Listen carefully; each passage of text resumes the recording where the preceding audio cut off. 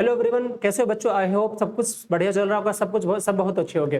चलिए दोस्तों, मैं कहता चलिए दोस्तों, आप जिसका इंतजार कर रहे थे यानी एनटीपीसी की, बेसब्री से सब लोग इंतजार कर रहे थे, वो वैकेंसी आ चुकी है। वो मतलब कहते हैं ना, आपकी मंजिल आ चुकी है, बस आपको उस पर लग जाना है और तय करना है। ठीक है, तो आइए मैं बताना चाहूंगा कि सरकार ने आपके लिए क्या कौन सा पिटारा खोला है, कितने वैकेंसी दी है, आइए जानते हैं। ठीक है, चलिए यहाँ पे लिखा हूं मैं उसके आधार पर बात करना चाहूंगा। कह रहे है ना, इंस्ट्रक्शन वर इशू व्हाइट बोर्ड लेटर की जो है 25/7/2024 के द्वारा, और किस आधार पे 10/4/2024 और 23/4/2024 for assessing vacancy of junior engineering including DMs and CMA, non technical popular category, graduate and under graduate and पारा medical category post on general railway production unit है। ये इनके द्वारा जारी किया गया है। ठीक है, अच्छा, किस आधार पे 10/4/24 और 23/4/24 को जो इसकी वैकेंसी दी गई थी, किसकी? जूनियर इंजीनियरिंग की, जिसमें किसमें था? डीएमएस और सीएमए शामिल था। इसके अलावा इसमें दिए गए थे उस सबों के आधार पे यहाँ पे दिशा निर्देश दिए गए, मतलब उसको देखा गया है, उसके आधार पे क्या देखा गया उसे समझिए।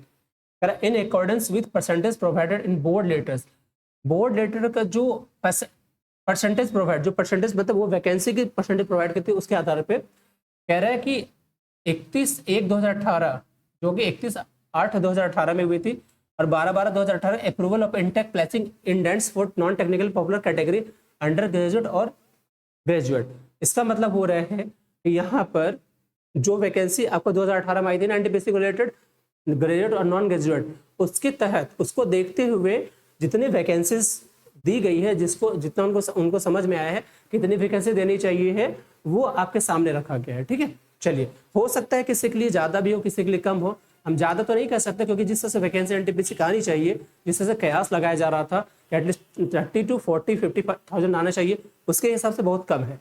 दूसरा ये मैं ये कहना चाहूंगा कि जिस तरह से पिछले टाइम में देखा गया है कि जीडी की वैकेंसी इंक्रीज हुई है, आरपीएफ की हुई है, टेक्निकल की हुई है, उसी तरह से इसमें भी होने के चांसेस है।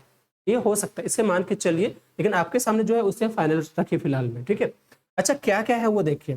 तो सबसे पहले नॉन टेक्निकल वाले के लिए, और दोनों नॉन टेक्निकल है, बट ये हमारा अंडर ग्रेजुएट मतलब जिनकी ग्रेजुएशन अभी कंप्लीट नहीं हुई है, जिन्हें 18 साल मतलब कंप्लीट हो चुके और 12 हो चुकी है उनकी ग्रेजुएशन, फर्स्ट ईयर में हो सेकंड ईयर में, उनके लिए है। क्या है ये? तो उनके लिए टोटल वैकेंसी है 3404। कहाँ कितना है? तो अकाउंट्स कलर कम टाइपिस्ट में है 361 की, ये कॉमर्शियल कम टिकट कलेक्टर में है 1985 की, जूनियर क्लर्क कम टाइपिस्ट में है 999 की, और ट्रेन्स क्लर्क में है 68 की, यानी 3404 वैकेंसी। ठीक है, और इधर देखिए, फिर आपका जो ग्रेजुएट लेवल पे है उनके लिए क्या है? तो गुड्स ट्रेन मैनेजर के लिए है 2684 वैकेंसी आई है, स्टेशन मास्टर के लिए है 963 की वैकेंसी, चीफ कम टिकट सुपरवाइजर के लिए 1737 है। ठीक है, और फिर जूनियर अकाउंटेंट्स के लिए भी 1371 है, और सीनियर कलर कम टाइपिस्ट के लिए है 725। यानी टोटल जो ग्रेजुएट वाले में है वो 7479, और अंडर ग्रेजुएट वाले में है 3404, है ना।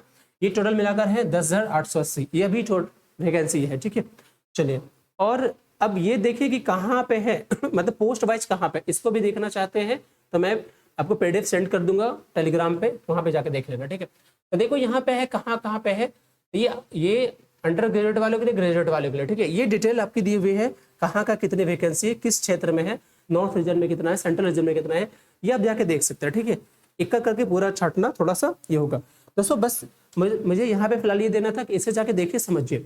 अब रही बात आपकी कि क्या क्या सिलेबस होती है, तो मैं रफ एक सिलेबस आपको बता देता हूँ, बाकी फुल के लिए मैं आपको एक अच्छे से वीडियो डाल दूंगा। ठीक है, तो देखो, इससे जो सिलेबस होते हैं रफली वो आप समझ लीजिए। मैथ्स होंगे, ठीक है, मैथ्स, रीजनिंग और जीके जीएस, और इसमें जीके जीएस और करंट ले लो। ठीक है, जो ये सारे इसके सिलेबस होंगे, मैथ्स के, रीजनिंग के, जीके जीएस और करंट्स के। ठीक है, इसमें अच्छा, इसमें जो एग्जाम होते हैं तो प्री होते हैं और मेंस होते हैं, और दोनों सीबीटी यानी कंप्यूटर पे होता है, सीबीटी 1 सीबीटी 2। ठीक है, ये होते हैं।